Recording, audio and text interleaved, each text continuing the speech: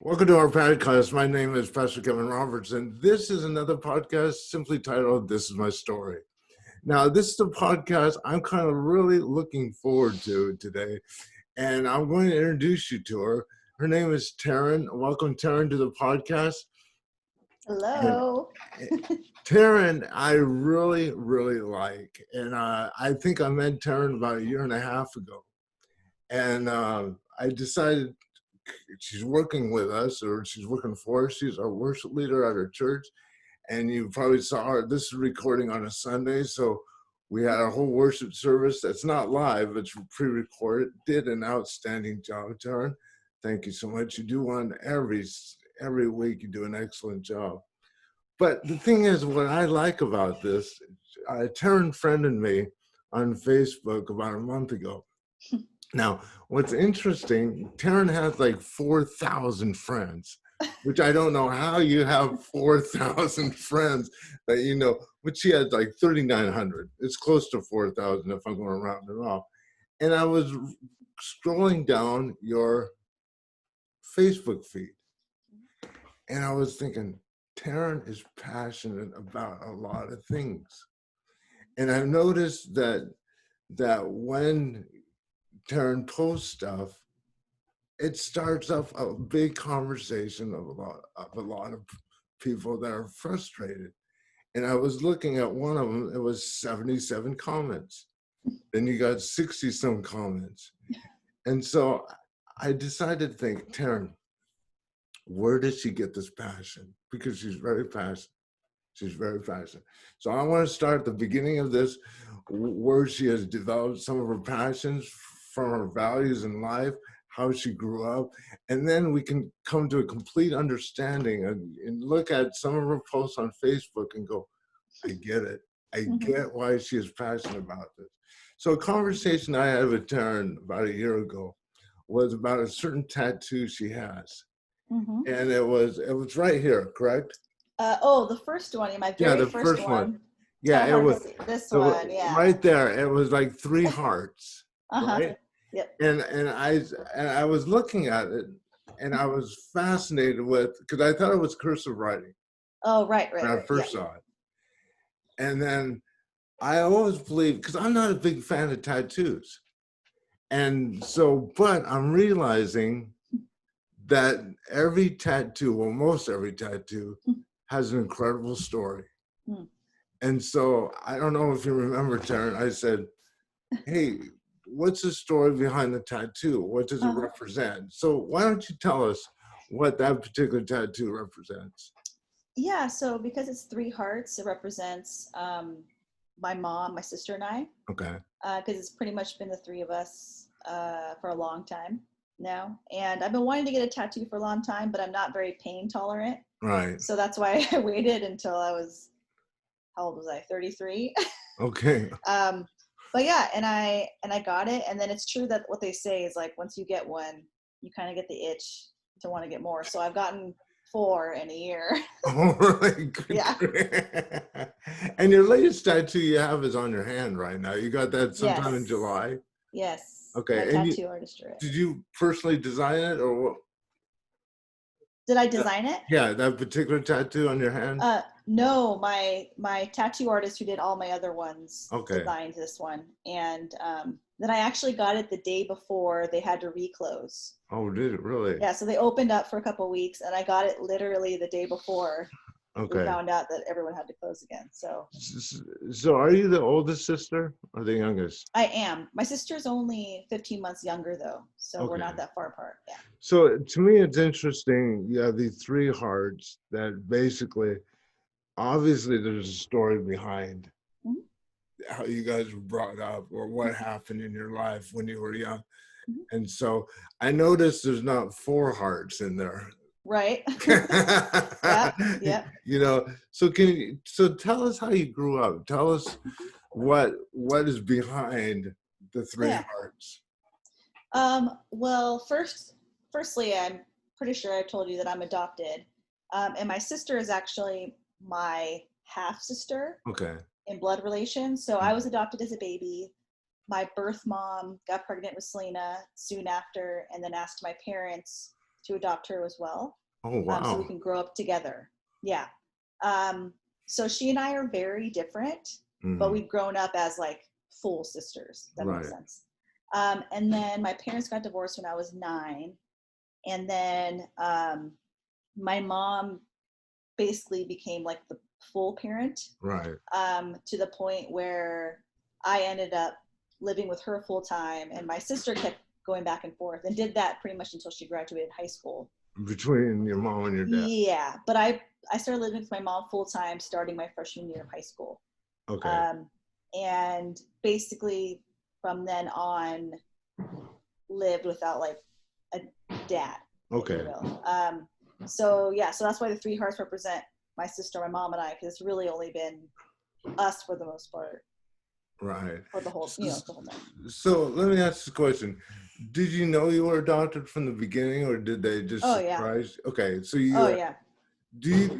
now my cousin I just interviewed last week, Okay. and which this week 2 weeks ago when this airs, but he was telling that he was really struggling with his identity when he Hmm. became older and went through a time in his life that he was just rebellious about anything.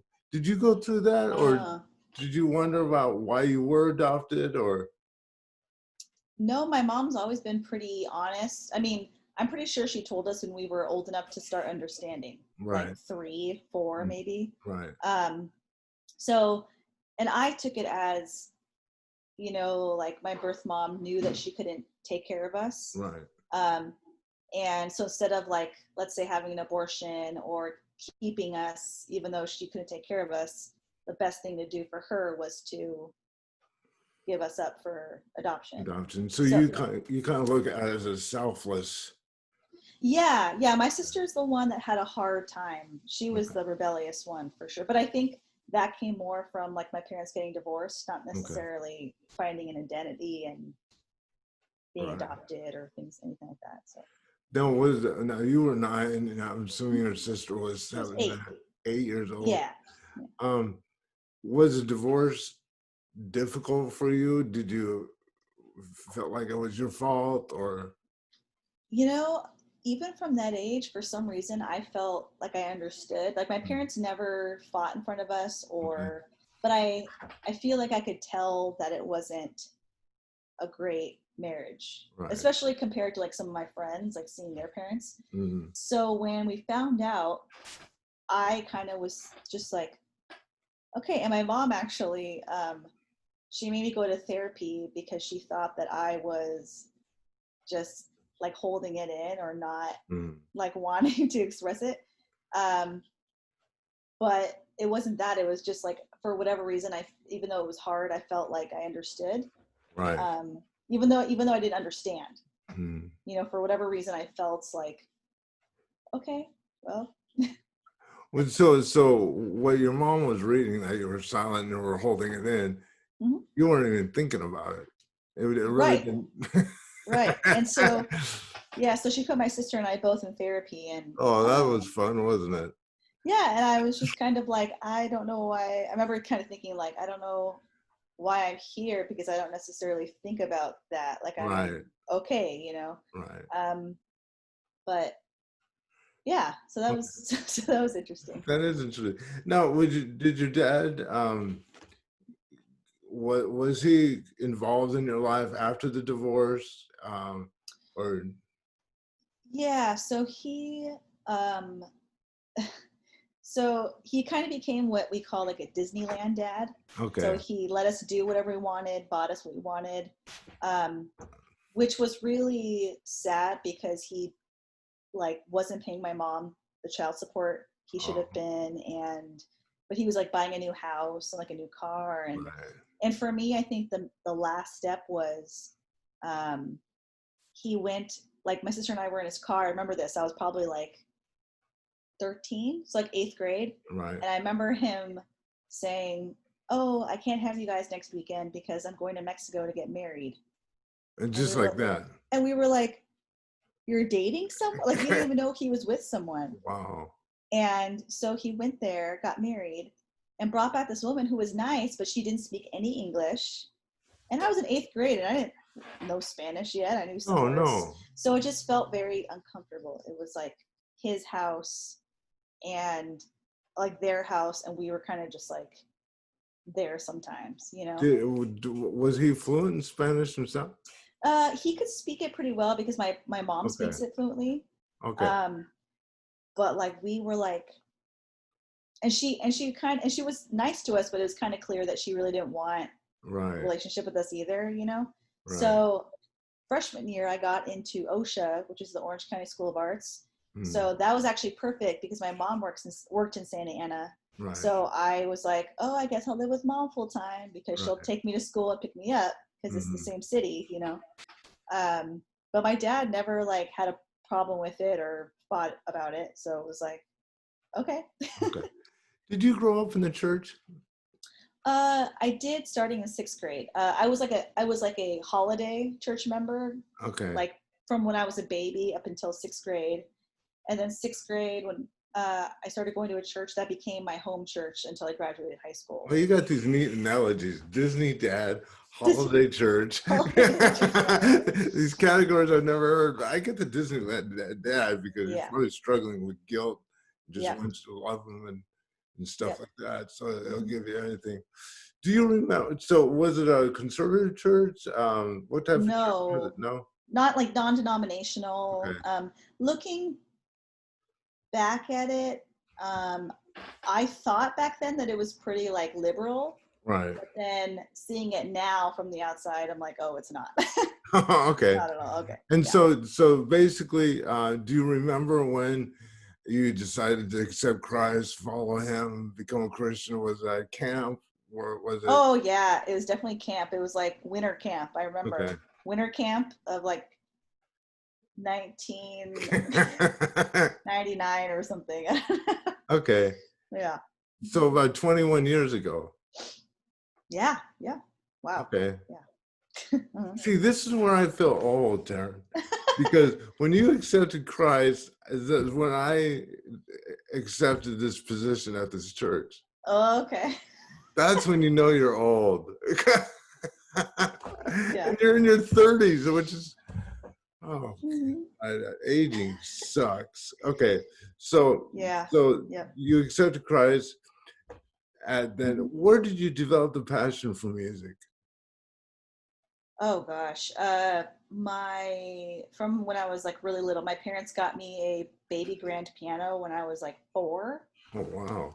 And because I guess I showed a lot of signs that I loved music when I was really little. Okay. Like I had the little play school piano and Oh, did things you like that. really? But so my parents kind of bought it out of faith, like hoping that one of us will use it. So I started taking lessons when I was 5, Okay. basically until I graduated high school. And then it's still my mom's now. So hopefully Oh, one day really? when I live in a bigger place, I'll be able to move it Take your, into did where I you live. have a Mr. Microphone too, and you started singing?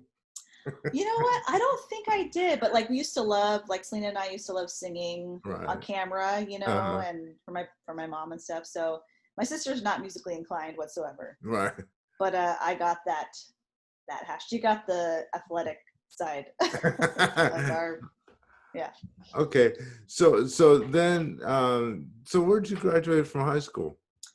Well, I was at OSHA for 2 years as a piano major, Okay. but then I'm I sorry. What is OSHA?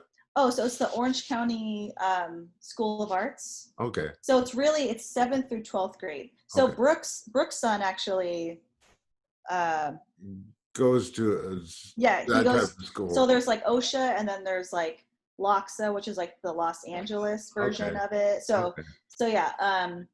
So I went there for 2 years when it first opened in Santa Ana, and then I transferred to my public high school because I knew that I didn't want to be like a concert Right. pianist. And so did that from Aliso Niguel High School down Okay. in Aliso Viejo. Okay. So you graduated from that, and then you went to Azusa? Yeah, I went to APU for my undergrad Okay. and then my grad school a Now, couple years later. what was your goal in life after high school? Because my goal is to be super rich and retire at 30 years old. Okay. I'm 57 and I'm still working. Yeah. You know, I always felt weird, and not in a bad way, but I always felt weird when people were like, okay, like a 5-year plan or like a Right. 10-year plan. Right. Because I've never looked that far ahead. Right. And I think probably because I didn't know if I wanted kids, I didn't know like a bunch of stuff. So I was kind of like, and I honestly went to APU initially because I had friends that were going the same year. Okay. Looking back, I should have gone to community college to like save a lot of money. Um.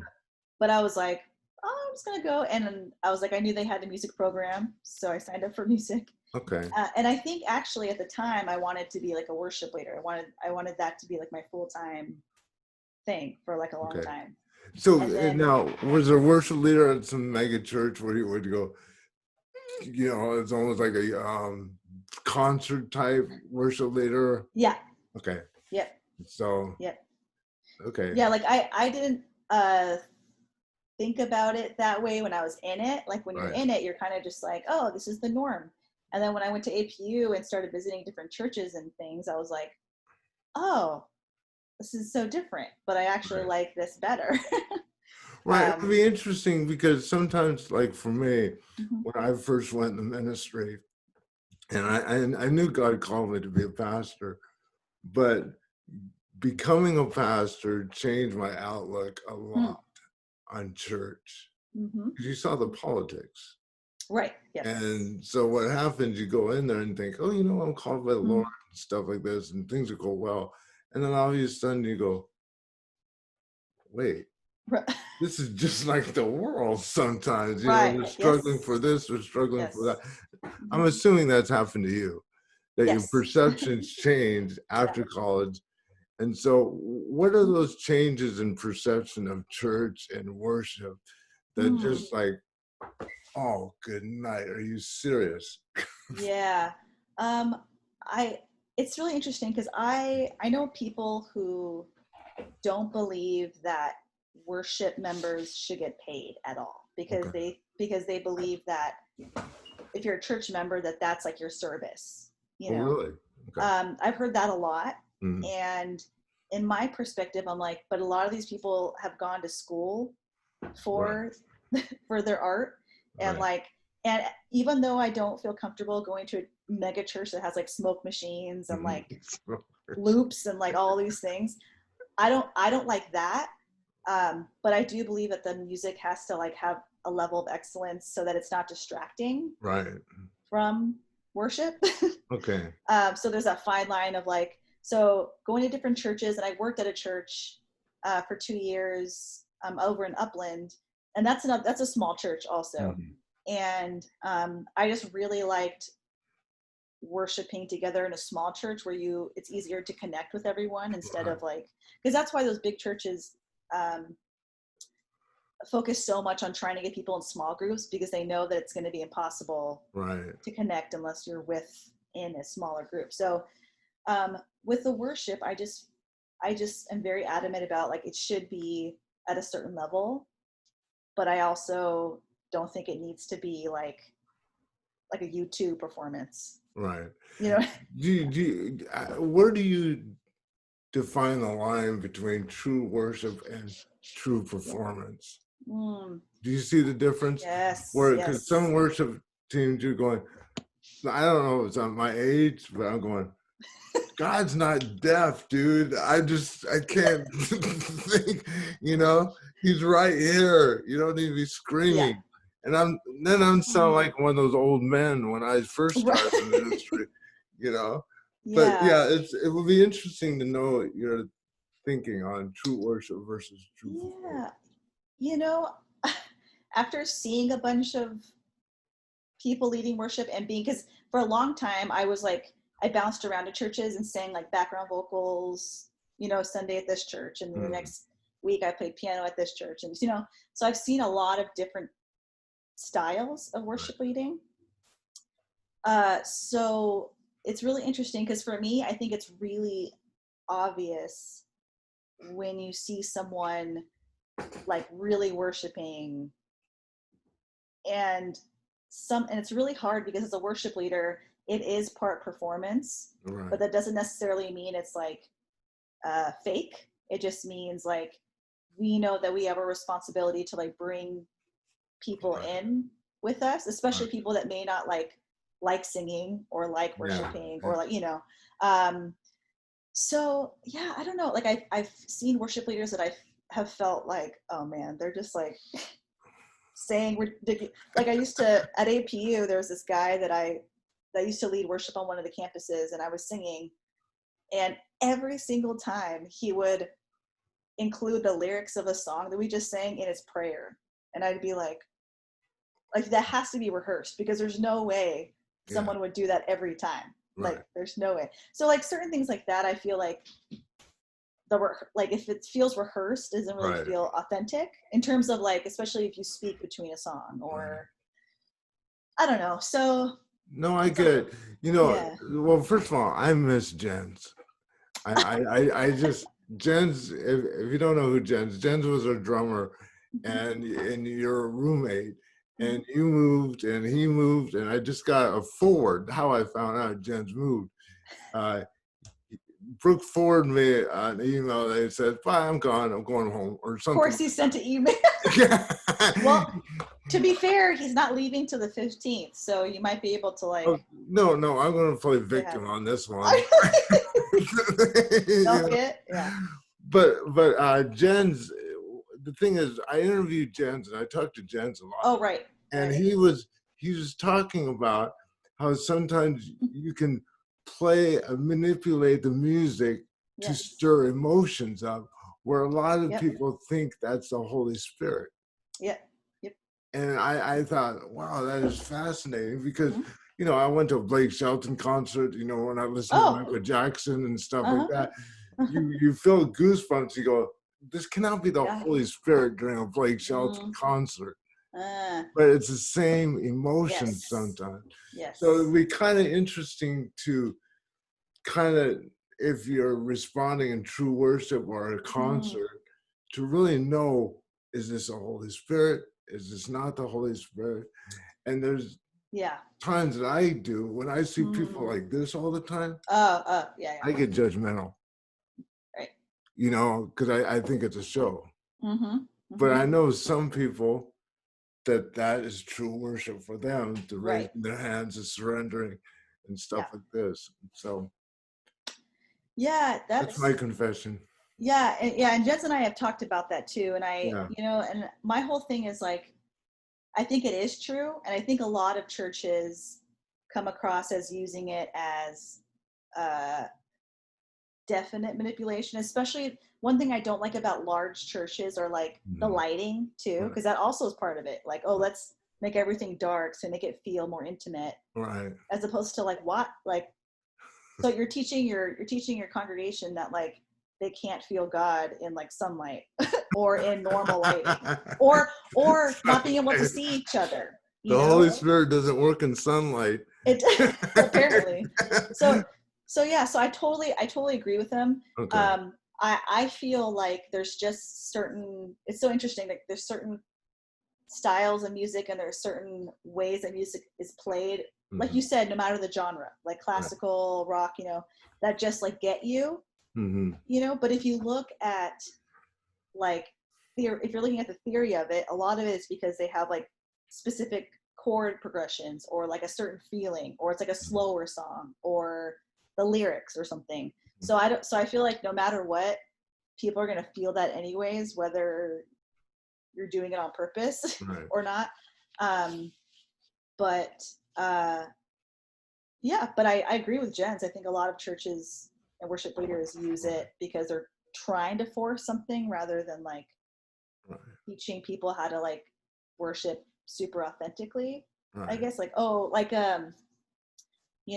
there's a church that everyone knows, I won't say it, but in Orange County that like literally has separate buildings that have different styles of worship Oh, on a wow. Sunday morning. And I hate that Okay. because I feel like you're teaching people that to be picky about music and Right. worship. Right. Like whereas churches that like can incorporate like hymns, Mm. older stuff, but newer stuff too, make it accessible to everyone. I think that's so important because you're also teaching young kids that like, hey, you should also know about hymns that actually have like deep lyrics, Right. as to just opposed to like Jesus, I love you, which is great. Yeah. But if that's all the song says, there's not much meat and potatoes, No, you know? that's true. Now, the thing is, I was reading one of your posts and it really cracked me up. And it was about Which churches. one? I know that you were talking about churches that are really trying to reopen during the COVID-19. Ah, yes. And basically at the end, you said, look, the good thing, it'll be over. So, quote, pull up your big boy pants. That's what you said. So you're implying that what they're doing is totally immature and they're wearing diapers Mhm. and they need to pull the big boy pants. And so I read that and I always like to think, okay, the deep meaning behind it. Because I get people jumping on me like, stand up for God, open up the church, don't let the governor tell you what to do. This is Right. and stuff like this. And everyone's on their constitutional rights and Yep. they've never read the Constitution and stuff Right. like this. Yep. And so, do you get frustrated? Obviously, because you're putting big boy pants. Yes. Do you get frustrated with the American church? Oh, 100%. Where is that 100%. coming from? I think when I see, well, it's also a combination of the people I see posting it, I know them, Right. and they are like in positions where they're also like supposed to be good examples to like students and like people that I know. Okay. And I'm like, so you're literally saying that like we are having our rights taken away and we're being persecuted Right. because we're not allowed to worship inside. Yeah, that's tremendous persecution. You know that, right? And to me, I'm like, okay, so then if we look at other places around the world where people actually are persecuted for and killed, murdered, beheaded. You are to me tortured. that's belittling that. It's like saying that like, oh, I'm on the same wavelength, same level. Right. And I'm like, I just don't understand because that's not common sense to me. Right. Or like I just don't get it. So no, it's true. And as a pastor, look, I haven't preached at that funky church since the first Sunday of March, and it's driving me crazy. Right. But you don't want to be stupid, and you don't want to. You want to be careful, to be cautious, and it's interesting because our online church has tripled the attendance than our Sunday mornings had. Yeah. And so you look at this and go, okay, I don't get the response because I was listening to you this morning and you say, sing with me or something like that, or you responded like you were truly leading in worship, which is hard for me as preaching because I'm looking at my iPad on the counter and I'm making a joke or a comment. I have no response whatsoever. Right. Except 2 weeks later or a week later when somebody's angry at me because I preached something. Right. And then I hear it. So it's interesting. Does that frustrate? Is it frustrating for you to lead worship and not getting any response? You mean like in like this situation? Yeah, in this situation. No, well. Oh, no. I actually, it's kind of nice because I can like take my time when I record and I can like, because for me, I still want to feel like it's worshiping whether or not people are doing it with me, but yeah, no, because I don't do it. I mean, everyone likes compliments and everyone likes to get a response. Like we're all human and I do like that, but I honestly don't miss it. Like it's not something that I'm like, oh man. Like me standing at the door and people shaking my hands.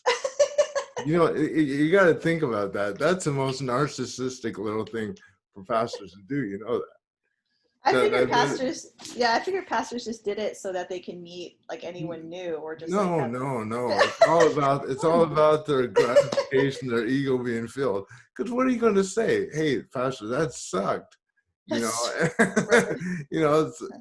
no, I don't know. It is for me to connect with people, but sometimes I do miss the thing, just people. I miss Mhm. people. Yep. I Yep. just don't like.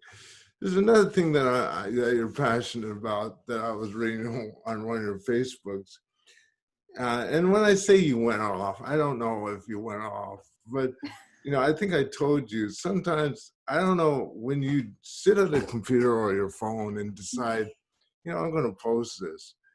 Do you know you're going to get a reaction, or is that something from deep down in your heart that you're just going? I am very adamant about like when I post something, like I mean it, and I've had conversations about it before I post it. Right. So it's not like I'm sitting and uh, out of nowhere just is like I'm gonna write, because I'm also not someone that like if I see someone's post, unless it's like I think it's really wrong on Right. multiple levels, I don't take the time to like comment on their Right. post. I literally just scroll or Right. I unfollow them because I'm Right. like I don't want to see your ridiculousness, So so for me when I post something, whether it's going to get a reaction or not, like I did that on purpose. Okay. And like I have no problem having conversations with people who disagree or which happens almost every single time I post something like that, like Right. a Right. topic, Right. So like I post it thinking like I might get some people that won't like it, but honestly if they don't, then they can unfollow me Right. or if they're mature about it, then have a conversation if they really don't understand where I'm coming Right. from.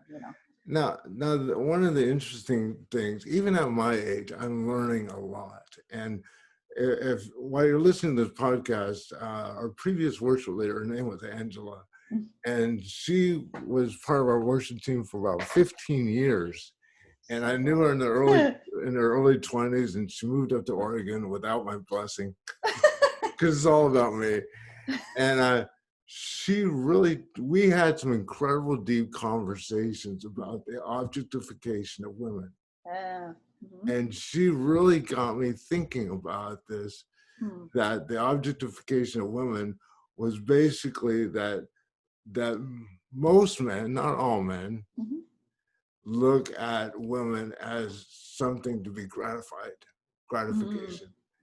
And it was like I felt defensive, like Okay. not me, not me, not me, Right. stuff like this. Yeah. And then when she started talking about things about empowering women and stuff like this, I go, ooh, that is so true. It's the same thing that happened to me about 10 years ago about white privilege. Until Julio. I think Julio, Julio. Yeah. Julio, I remember him telling me that, and this is the most ignorant statement that I've ever done to Julio. Julio, this was like 15 years ago. Julio goes, "I'm sorry I was late. I was pulled over." And I go, "What?" And he goes, "Nothing." And I go, so here, ignorant me, I go, "I never got pulled over for nothing." And he looks at me and goes, "You're white." You're white. Yeah, that's real. And then he walked away. Mhm. And then I started realizing years down the line, it's something that I have to embrace, agree on. Yes, I do have white privilege. Yes, I do. There's a lot of men that don't empower women. And so one of your big things on your post was empowering women. And also another post that you do, as you said, was why do women do sexy selfies? It's almost like you're not empowering yourself. So explain some of that. So I think that was in the same post because this movement has been happening. I mean, it lasted for like 3 days, but it was Right. the whole like post a black and white picture of yourself, and then tag women, and then do a hashtag like womening empowering women and all these things. And one, it came from like a totally separate non-American movement, which is like about the violence against women in Turkey. Okay. And there's certain things that are happening, I mean, that have been happening forever, but it's like really building up there. And so it was supposed to be a movement in support of those women. And then, of course, as Americans, we decided to make it about ourselves. And to me, the whole idea of like posting a selfie, especially those women that are posting like sexy selfies, Right. and telling us that like you're empowering someone else with that. Mm. I don't like if I see one of my best girlfriends post a picture of herself, Right. like, because, and I've done selfies too, and and I'm like, yeah, you go, girl. I'm like, yeah, that looks, Yeah. you look awesome. But she's not doing it. She's not claiming to do that, because she's not saying like, oh, Teryn, I'm empowering you. Because that's like, I feel like most people don't know what the word empower means. And so I feel like for me, I don't see the correlation between a picture of myself and supporting another woman. Like, why aren't we posting pictures of women that we do love, or women that we feel empowered by, or pictures together, or like even like something you're doing that makes you feel empowered, like at a gig or working or as a mom, or like something like it just, to me, it's just like an excuse for everyone to post pictures of themselves where they look the best. Like I've even seen pictures being posted of women that like they do not look like that now at all. But I'm like, okay, so you feel most empowered when you were like 50 pounds lighter. Like, that's sad to me, It's like, why don't you feel empowered now? And so I just felt like I wanted to put the perspective out there, and I knew this post I knew would get some flack for sure. But I posted it anyways, because that's what I strongly believe. Okay. And yeah, and you and I talked before this about some of the responses, and I actually had some really great conversations, like text conversations or message conversations from women, and we had good interaction about it. But then there were some women that were like really felt really judged and felt really by your post, by my post, and which I knew that could be a possibility. And I would try my best to say, like, I'm not saying that like I don't agree with selfies in general. I've done those. I'm just saying in this movement, I don't see how like a sexy picture of myself will empower my best girlfriend. Like, it just doesn't.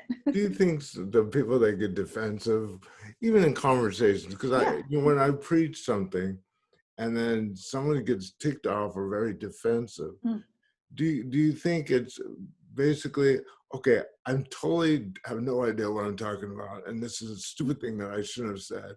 Or do you think it's something like there's a minute bit of truth that I just said that just hit that person hard, that kill the messenger without killing the message? Yeah, totally. And I know that like it's really hard for us all to accept the things about us that are selfish, or that we're selfish. Because in the end, this is part of the conversations I had with some of the women, is that it's innately selfish to post a picture of yourself because you feel attractive, because you want attention. But that's not necessarily bad, but it is selfish. Like, I don't post a picture of myself when I look good for anyone else, other than I think I look good and I like to get likes, or I like to get comments, And so I think a lot of people, men and women, will have a hard time understanding like that's what I do, like, and that's okay. And for, especially as a musician, you have to do those things in order to like maintain your, especially right now in quarantine, like to maintain your professional view, like, oh, I still play, I still do this, I still do this, and but that's not bad necessarily, like I said, but a lot of women saw that as like, whoa, like you're saying that I'm selfish. Or of course they never said me, they never said like, you make me feel this way. It's a, wow, you're judgmental and you're blah blah blah. It was never, none of the conversations initially were wow, well, I felt like you saying this about me. Right. They were accusatory. Kind of. Accusatory rather than, hey. And I feel like if I've ever seen someone's post or had a conversation and felt like that tinge of like, oh, is that me? Yeah. Like initially, yes, I want to be like frustrated and Right. angry. And sometimes I am because I'm not perfect. But yeah, I think that like some of the women that responded negatively and we didn't really resolve anything are the kind of women that like post a lot of selfies and those Right. kind of things. So they took it very personally. Right.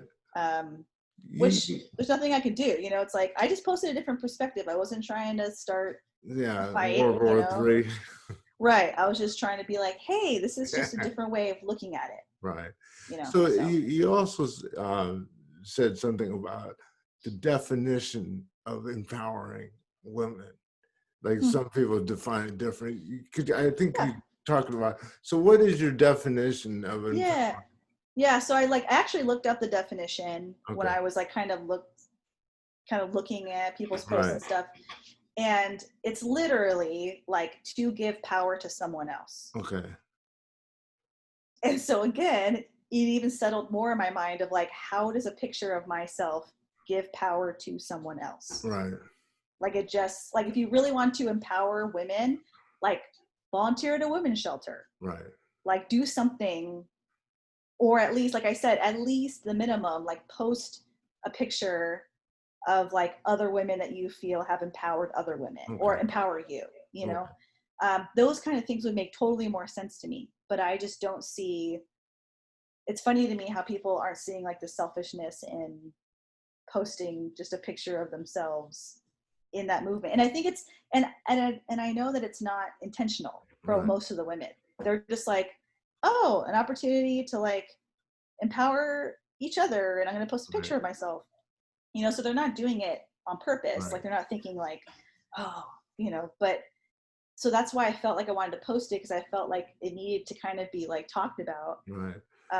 because no one was talking about it. People were just doing it. And I was Right. like, we're not talking about it? Because a lot of I shouldn't say confrontation, but a lot of pushback that you get are from a lot of Christians that Yeah, they give back, and yeah. when it comes to a lot of things, if I were to ask you, which I will, that's Mhm. what I'm going to ask. So let me rephrase that.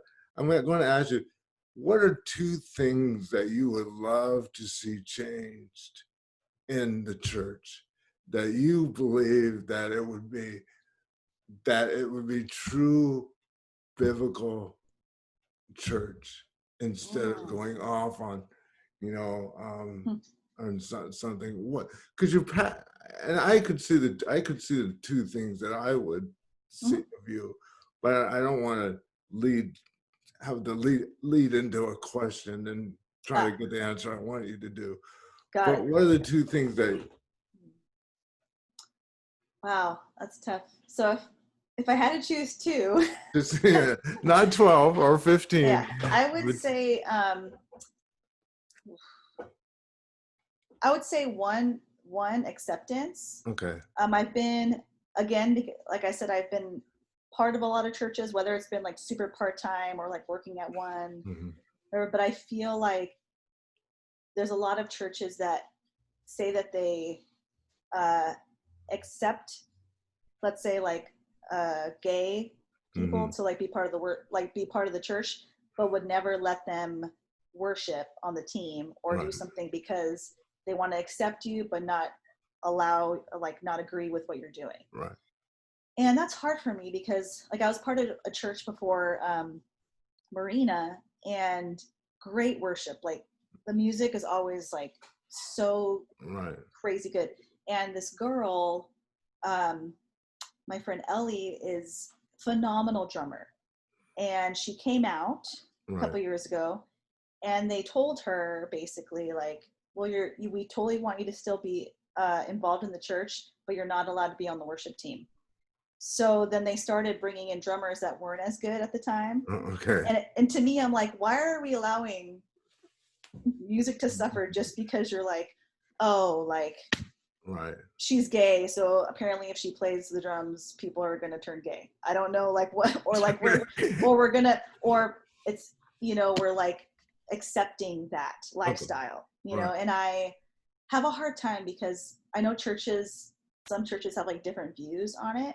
Um, but I totally understand why a lot of people feel alienated, and not just those that are gay, but just people that I know that like decided to be atheists because they had a terrible experience with one person or like a church Um, experience, and they that's just an didn't feel excellent like, point. and they just didn't feel accepted for Right. whatever reason. And or if they had like, if there's someone that just thinks a lot and they had a lot of questions, Right. it's easier for people to get frustrated if they don't know the answers. Then Exactly. so I feel like if we could just be like more open and accepting as a whole, like Right. that's what I love about Marina, because I've felt very, even as like a divorced person, like very accepted and Right. not, and haven't felt, uh, like I'm still dealing through like the shame of that, but like but it's gotten so much better because I don't feel like I'm part of a church that's always like looking at me weird Right. or judging me based on something like that. Well, I think you have a good point because usually, let's focus on the divorce. Hmm. Uh, you got divorced about 4 or 5 years ago, and who Yeah. can I judge? I'm the last one to judge on divorce because I went through a divorce in Hmm. '95. Hmm. But what was fascinating to me is you said the shame and the guilt that you struggle with, and then sometimes you're looking to go to a church to release the shame, to release the guilt, Hmm. to live a life of free, living a life of new beginnings. And I remember when my first wife left me, she had an affair. She left me. I had all the biblical rights Right, to right. divorce her, and I Mm. did. And, she became pregnant and left with some. Ah, So sorry. obviously, I was doing everything right. And I just remember a lot of the Christians were saying, Kevin, if you prayed harder, if you submitted more, Yep. if you were more of a godly person, Hmm. then this would not happen to you. Right. So the shame Huh. is I struggled with myself, like I'm the worst man in the world. I can't keep my wife happy in all areas of our marriage. But then I was shamed by the church Yeah. Yep. that, and I had people say, you should not ever be a pastor again. And I'm going, where's the Yeah. redemption? Where's the restoration? Where's the Yeah. forgiveness? Because you can put Joe Blow out there Right. that's on heroin, that was some porn star, and he accepts Christ, and they go, "Oh, look at him! Great, Right. praise the Lord! Look how." Yep. But they get somebody that grew up in the church Yep. that unfortunately went through the stuff, and Yep. that's where some of our greatest pain becomes our greatest passion, Yes. Hmm. because that's where the mantra started with Hmm. our church: no judgment, only love. Right. Because I've been judged tremendously throughout the Hmm. years. And so, and I think the same thing with you Hmm. is you're passionate about something, because I have if people could experience the Christ that I know here, Hmm. Yep. that is compassionate and loving, Right. but loves us to the point that he wants to restore us and cleanse us in all righteousness, Right. but he has the patience with me, Hmm. because I'm not there yet, Yeah. but somehow the church just goes, you got 3 days to Right. figure this out. You go, Yeah. Yeah. and stuff like this. And so, were you shamed a lot in the church too with your divorce? You know, um, a lot of it was like silent. Like no one really knew how to, or like to be like, hey Teryn, how are you? Yeah, And I could tell that because that was the church that he and I started going to together. And I had friends from there that I right, knew before him, right, but for the majority of people, like they knew us. So it was like the looks and certain things. And then one of the younger women's pastors, and I know she was trying to come from like a good place and trying to right, help, right, but she was like, well, you know, I've only had 2 people try to give me the God hates divorce talk, you know. Uh, But she said, well, there's a couple at the church that have been that made it through, and like they've been going to marriage counseling at the church for 30 years. wow. And in my head, I was like, at what point did they not figure out maybe it's not working after, like, I understand like separate counseling or like doing couples counseling if you like are really going through something and you Right. need like a third party. Right. But to be in couples counseling every week for 30 years just That's a lot. because you don't want to, like, I don't know, I just blew my mind. Like, she, like, I knew that she was trying to tell me that to encourage me, Right. but even more I was like, that sounds like that sounds we're going to end up sleeping in, you know, separate bedrooms Yeah. and never actually loving each other, just staying together so that we don't get Right. judged. Right. Explain this picture to me. Who's this? That's Zach. Okay. He's my current boyfriend. Your current. Is that how you word it? Current. You know, He's my current and last boyfriend. he's my current boyfriend. I'm sure he would appreciate it. Oh, hi. He just looked at me like, I'm what? Mr. Current. Yeah. He But just you looked at me know, like that. the thing is, I told you before we interviewed, this guy has the most beautiful smile on the planet. He does have a beautiful smile. I 100% agree. So how did you meet him? So we actually met about a year-ish before we started dating. Okay. He came to one of my shows because he had recently graduated from Cal State Fullerton as a guitar Right. major. And he was going around like musicians do to like meet people at jam sessions and this and that. And he came and we ended up playing some gigs together, and he's a great guitar player. So we were just friends for like that year. And we had always been like, one or both of us had always been in relationships. So whenever we hung out at gigs, we would like talk about those. Mm-hmm. So there was never like a romantic connection in that way. I think we thought each other obviously were attractive, but we never said anything about it. Yeah. And then about almost a year ago, August 23rd will be a year. I was house sitting and I was like, hey, you know, you should come over. We should play some tunes together and then we'll go get happy hour or something. Right. And so and that was the first time we ever hung out outside of like a gig or outside of a jam session or something. And that first day it was like interesting. Like we were both single and we didn't talk about it, but that first Friday it was like, okay. And then we hung out the next week, and then that's when we decided to try it out. Oh, that's cool.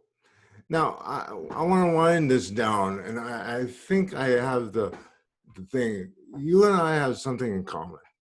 We both look up to Mr. Rogers. Yes. And I 100%. grew up with Mr. Rogers. I think he's and he was an ordained pastor. Mm-hmm. But I think, I don't know, I may have this quote wrong. I can't even see what I'm showing on the screen. But you took a picture of this book. Yeah. Oh, yes. This book. And so read the part that really stuck out to you, and then why, and then I'll end the podcast that way. So, I mean, I think this whole page is great, but starting where it says, Fred Rogers doesn't offer an answer to today's profound dilemmas, nor does he offer an escape from them, but he does offer a philosophy, an approach that can enable us to better manage through the struggle. He offers the idea of slowing down, way down to what he calls Fred time, right, to get a calmer place from which to work. He offers the idea of simplicity, of reducing things to their most constructive and most elemental, to Fredish, a base from which to build understanding. He urges us to value our global citizens just the way they are, no matter their skin color or religious affiliation. Okay, so obviously you read this book and you said, and you said to me in this interview, you don't post things unless you're passionately about it. Yes. So to open a book, to hold the page, click it, almost say, these are not my words, these are Mr. Rogers' words. Right. And post that. Obviously, that had some profound impact on you when you read it. Mm-hmm. And so why Mr. Rogers? Why this page? How does it affect your walk with God? Yeah, well, I was reading this really great biography about him called The Good Neighbor. Right. Really, really good book. And uh, you know, and I grew up watching Mr. Rogers, you know, Right. watching all the episodes and everything. And I, you know, when you're little, you like it, and you don't really even know why you like it. You're just like, oh, puppets, and like, oh, but you don't I like understand. the train. Yeah, but you don't understand like the lessons that are being instilled in you, you know, Right. when you're that young.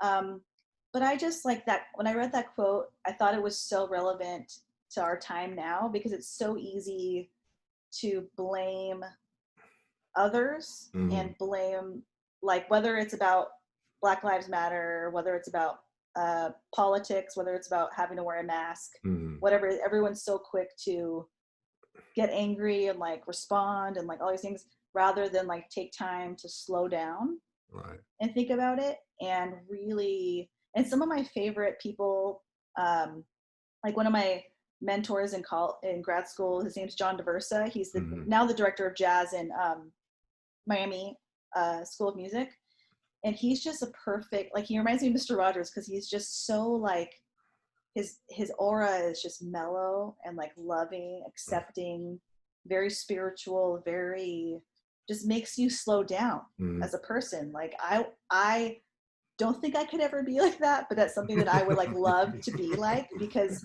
he just makes you feel like I need to think about every single thing that comes out of my mouth Right. or my fingertips if I'm typing something, Right. because he's never someone to post or talk about something unless it means something. Right. Like he even makes casual conversation feel important. I don't even Right. know how he does that, but that kind of idea of like, Yeah. how can we like, or at least how can I get to the point where that's a way that I live, you Right. know, like slower and like listen more, understand more, instead of like saying, feeling I have to say something right away, Right. you Right. know. No, and I think too, when I watched the documentary on his life, I just remember emotional in tears because he made a stand against where he had a scene I think in the early 70s of him and wading with his feet with a black person in a Mm-hmm. pool. Mm-hmm. And that was big time back then. And I literally, after I watched the documentary, I thought, I wish I could be like him Yeah. Yeah. because his life had such a powerful impact to Mm-hmm. this day. Yep. Yep. That's why they're making movies about him. Right. To Yeah. this day, that can we be all being like Mr. Rogers? I know. I feel the same way. so, so anyway, thank you, Teryn, so much, and I appreciate you being part of the podcast. If you enjoyed our podcast, we have a podcast every week, hopefully, as long as I find people that are willing to listen to this podcast. But thank you again, Teryn. Thank you Thank for you. listening, and you have a great week. God bless you, and be good. Bye-bye.